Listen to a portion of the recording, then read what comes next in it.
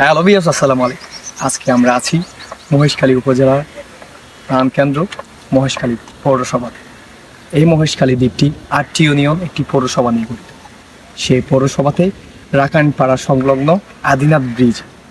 আজকে আমরা আছি আপনাদেরকে সেই আদিনাথ সংলগ্ন ব্রিজের সৌন্দর্যটুকু তুলে দেওয়ার চেষ্টা করব আপনাদের কাছে।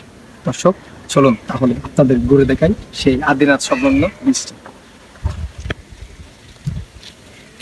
এই আদিনাথ সংলগ্ন ব্রিজটি আগে আমাদের টুরিস্ট এলাকা হিসেবে, আমাদের মহেশখালীটি টুরিস্ট এলাকা হিসেবে পরিচিত ছিল পাম, লবণ, চিংড়ি এসবের জন্য। তো আমাদের কক্সবাজারে যে পর্যটকটুকু আমাদের প্রাণবন্ত মহেশখালীতে আসতো, তখন আমরা ওই গোড়াঘাটা টু রশিদ মিয়ার ব্রিজ সংলগ্ন ওইদিকে আমাদের প্রায়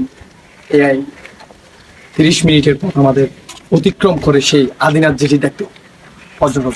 আর এখন আমরা মহেশখালী পৌরসভাতে এমন একটি ব্রিজ পেয়েছি যে ব্রিজের উপর দিয়ে আমরা মাত্র 2 মিনিটে আমরা আদিনাথ ব্রিজ দেখে উপভোগ করে আবার হোম টু দ্য ব্যাক করতে পারবো সেই কক্সবাজার। দর্শক, আমরা আজকে কোহেলিয়া নদীর উপর দিয়ে সেই ব্রিজের সৌন্দর্য আপনাদেরকে তুলে ধরার চেষ্টা করবো। চলুন তাহলে সৌন্দর্যটুকু তুলে ধরা।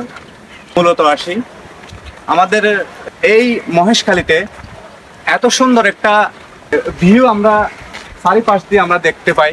আমরা মূলত সন্ধ্যার দিকে করে আমরা ঘুরতে আসি এবং সকালবেলায় আমরা ঘুরতে আসি। এই মহেশখালীর সৌন্দর্যগুলো আমরা ব্রিজের উপর দাঁড়িয়ে আমরা দেখতে পাই।